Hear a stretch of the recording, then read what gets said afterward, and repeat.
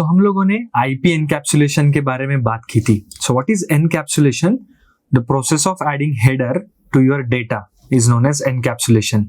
और हम लोगों ने एक डायग्राम भी देखा था जहां पे आपके डेटा के साथ एक आईपी हेडर ऐड हुआ था. तो आईपी हेडर मतलब सिर्फ सोर्स आईपी एड्रेस और डेस्टिनेशन आईपी एड्रेस नहीं है. तो वहां पे काफी सारी चीजें हैं जो हेडर पे मेंशन होती है, राइट? तो आइए देखते हैं कि IPv4 हेडर का स्ट्रक्चर कैसा है.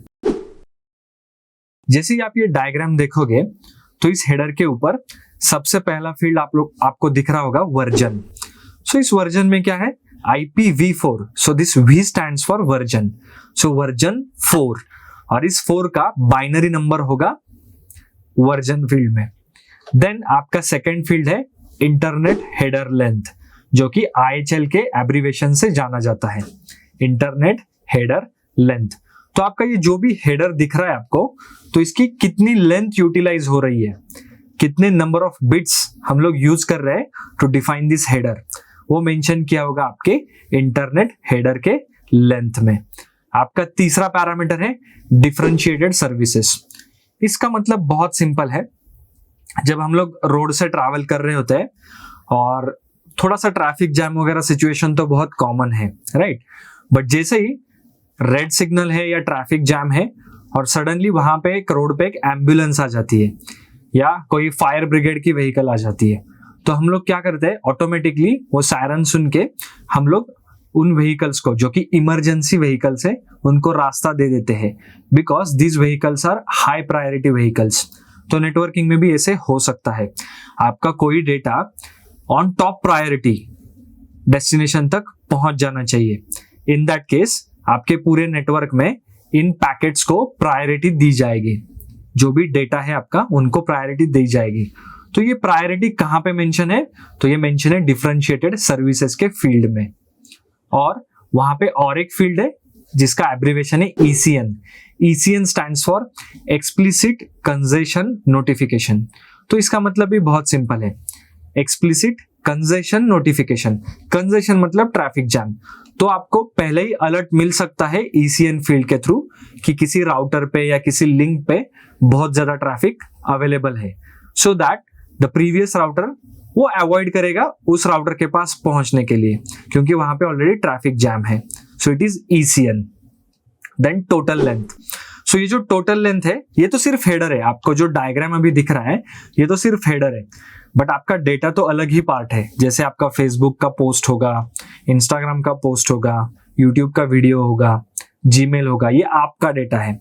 तो आपका कितना डेटा है प्लस हेडर का लेंथ, इन दोनों साइजेस की या लेंथ की जब एडिशन होगी तो इसका रिजल्ट आएगा आपका टोटल लेंथ. और आपको अगर सिर्फ आपके डेटा की लेंथ पता करनी है तो आप टोटल लेंथ में से इंटरनेट हेडर लेंथ सबट्रैक्ट कर सकते हो, आपको मिल जाएगी आपकी डेटा की length. Then next field is identification. तो ये आइडेंटिफिकेशन फील्ड क्या करती है? सिंपल है. हम लोग तो पैरेलली बहुत सारे एप्लीकेशंस यूज करते हैं, जैसे यूट्यूब होगा, जीमेल होगा, हम लोग पैरेलली यूज कर सकते हैं. बट आपके डिवाइसेस को पता कैसे चलेगा कि कौन सा पैकेट कौन से एप्लीकेशन से बिलोंग करता है? तो वो नेटवर्क लेयर पे या आईपी हेडर में आइडेंटिफिकेशन फील्ड्स के आइडेंटिफाई हो सकता है. Then next comes is your flag and fragment offset. पहला पैकेट कहां पे स्टार्ट हुआ है, कहां पे एंड हुआ है, दूसरा पैकेट कहां से स्टार्ट हुआ है, कहां पे एंड हुआ है, तो ये पता कैसे चलेगा? So through fragment offset field. Then one of the most important field जो आपके हेडर पे है वो है टाइम टू लीव. मैं आपको एक क्वेश्चन कर सकता हूं और हम लोग थोड़ा सा डिस्कशन करते हैं इस क्वेश्चन के ऊपर कि अगर आपने गलत एड्रेस आपके लेटर पे मेंशन किया, जैसे आप किसी को लेटर भेज रहे हो और आपने डेस्टिनेशन एड्रेस गलत मेंशन किया, तो क्या होगा? सो डेफिनेटली वो लेटर आगे तो बढ़ता रहेगा, बट डेस्टिनेशन अगर नहीं मिला तो जो कुरियर सर्विसेज है वो लेटर डिस्कार्ड कर सकते हैं. तो वैसे ही आपके नेटवर्क लेयर पे भी या इंटरनेट में क्या होता है कि अगर कोई डेस्टिनेशन आईपी एड्रेस है और जो आपके राउटर्स ढूंढ रहे हैं कि ये डेस्टिनेशन कहाँ पे है बट मिल ही नहीं रहा है, तो इस पैकेट का क्या किया जाएगा, राइट? अगर वो पैकेट अननेसेसरीली डेस्टिनेशन में घूम रहा है तो वो बैंडविड्थ कंज्यूम करता रहेगा। और इससे क्या होगा, ऐसे अगर बहुत सारे पैकेट्स होंगे नेटवर्क में तो अननेसेसरीली आपका बैंडविड्थ जो है वो कम हो जाएगा। और जिस एप्लीकेशंस के लिए, जिस सर्विसेज के लिए आपको बैंडविड्थ की जरूरत है, जहां पे स्पीड की जरूरत है, तो वहां पे आपको डेफिनेटली स्पीड कम मिल सकता है, क्योंकि ये जो पैकेट्स है जहां पे आईपी एड्रेस गलत मेंशन हुआ है या उनको पता ही नहीं उनका डेस्टिनेशन कहाँ पे है, तो ये पैकेट्स अननेसेसरी बैंडविड्थ कंज्यूम कर सकते हैं। सो टू अवॉइड दिस प्रॉब्लम, यहाँ पे ये फील्ड है टाइम टू लीव। तो बेसिकली टाइम टू लीव एक काउंटर जैसे काम करता है। काउंटर मतलब बहुत सिंपल चीज है। लेट्स से हम लोग टाइम टू लीव फील्ड 10 को सेट करते हैं, 10 को सेट करते हैं। तो ये काम कैसे करेगा, तो जैसे ही आपका पैकेट आपके पीसी से निकलेगा और जैसे ही वो पहला राउटर क्रॉस करेगा तो आपका काउंटर डिक्रीमेंट हो जाएगा। So counter decremented by 1, now it let's say becomes 9। दूसरा राउटर क्रॉस करेगा, काउंटर फिर डिक्रीमेंट हो जाएगा और वो हो जाएगा 8। तीसरा राउटर क्रॉस करेगा 7, फोर्थ राउटर 6। सो लाइकवाइज आपके पैकेट को डेस्टिनेशन तक पहुंचना है before this counter becomes 0। Okay, so ये माना जाता है कि आपके पैकेट ने डेस्टिनेशन तक पहुंचना है जब ये काउंटर 0 हो, उससे पहले। बट यहाँ पे एक सिंपल सा क्वेश्चन है, अगर काउंटर 0 हो गया और फिर भी आपके पैकेट को डेस्टिनेशन नहीं मिला तो क्या होगा?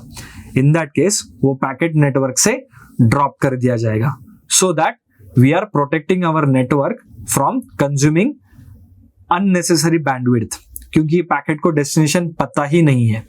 तो ये काम करता है आपका time to leave field. Then comes your protocol. So हम लोग नेटवर्क लेयर के बारे में बात कर रहे हैं, तो इस नेटवर्क लेयर को अगर टीसीपी के सर्विसेज चाहिए, यूडीपी के सर्विसेज चाहिए, तो ये प्रोटोकॉल फील्ड में मेंशन किया होगा कि आप ट्रांसपोर्ट लेयर के कौन से प्रोटोकॉल की सर्विस यूज करना चाहते हो। वो टीसीपी हो सकता है या यूडीपी भी हो सकता है। And then header checksum.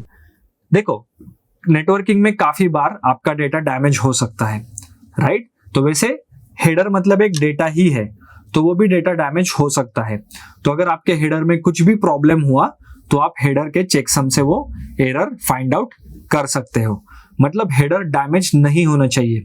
अगर हेडर डैमेज हुआ तो हो सकता है आपका सोर्स या डेस्टिनेशन आईपी एड्रेस गलत मेंशन हो। तो ये अवॉइड करने के लिए हेडर चेकसम यूज कर सकते हैं, ताकि हम लोगों को पता चले कि हेडर डैमेज हुआ या नहीं हुआ है, या फिर जो भी इंफॉर्मेशन फील्ड्स हम लोगों ने अभी डिस्कस किए हैं कि वो डैमेज है या सही कंडीशन में है, तो हम लोग हेडर चेकसम के थ्रू पता कर सकते हैं। और लास्टली है आपके पास एक सोर्स का आईपी एड्रेस और डेस्टिनेशन का आईपी एड्रेस। सोर्स का आईपी एड्रेस मतलब जो डेटा भेजने वाला है वो है सोर्स आईपी एड्रेस, और destination IP address means who is going to be the receiver of your data, उसका IP address destination IP address. और ये पूरा जो हेडर है इसका साइज है 20 बाइट्स। ये क्वेश्चन काफी बार पूछा जाता है इंटरव्यूज में, या फिर अगर आपके सब्जेक्ट को वाइवा एग्जामिनेशन है तो वहां पे काफी बार ये क्वेश्चन पूछा जाता है कि IPv4 हेडर का साइज क्या होता है। ओके, अगर आपका डेटा कुछ भी नहीं है और पैकेट फ्लो हो रहा है, फिर भी उस पैकेट का साइज होगा 20 बाइट्स, क्योंकि डेटा आपका तो एम्प्टी है बट आपका हेडर कभी एम्प्टी नहीं रहेगा, इसीलिए आपके हेडर की साइज होगी 20 बाइट्स। तो हम लोगों ने जो IPv4 का डिस्कशन किया, तो इस IPv4 के साथ जो एड्रेसेस आते हैं, ओके, तो एड्रेसेस काफी लिमिटेड है। तो आइए देखते हैं कि IPv4 के लिमिटेशंस क्या क्या है। सबसे पहली चीज, IPv4 एड्रेस का साइज है 32 बिट्स। तो दुनिया में कितने IPv4 एड्रेसेस हो सकते हैं? सो ये कैलकुलेशन एक बहुत सिंपल है। सो अगर वो बिट्स से रिप्रेजेंटेड है, so it's 2 to the power of 32। इतने ही IPv4 एड्रेसेस है। बट जरा सोचो कि इंटरनेट में कितने डिवाइसेस होंगे जो यूज होते हैं, कितने सारे लैपटॉप्स होंगे, पीसीज होंगे, और अभी नई नई टेक्नोलॉजीज भी आ रही है, जैसे इंटरनेट ऑफ थिंग्स है, ब्लॉकचेन है। तो इससे क्या होगा कि आपकी आईपी एड्रेसेस की डिमांड बहुत बढ़ रही है और IPv4 एड्रेसेस इनफ नहीं है। That is nothing but IPv4 addresses are getting depleted. मतलब limited number of IPv4 addresses है, और उससे ज्यादा तो हमारे पास डिवाइसेस है इंटरनेट में जिनको आईपी एड्रेस चाहिए होगा। तो ये एक बहुत बड़ा प्रॉब्लम चल रहा है IPv4 पे।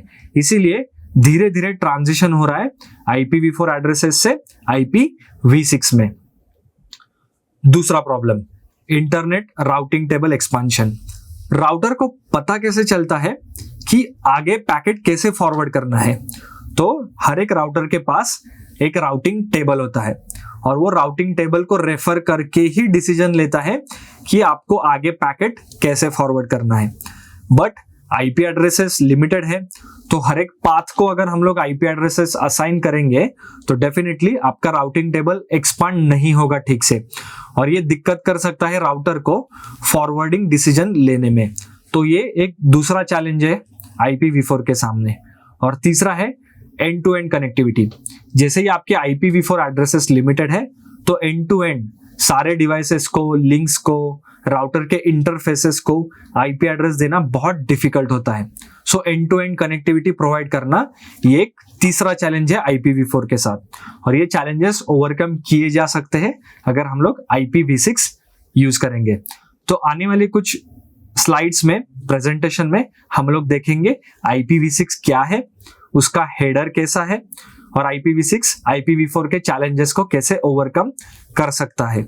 तो अभी आपको IPv4 प्रोटोकॉल के बारे में या IPv4 के लिमिटेशन से, चैलेंजेस है, उसके बारे में कोई भी क्वेश्चन होगा तो आप कमेंट सेक्शन में वो क्वेश्चन पुट कर सकते हैं।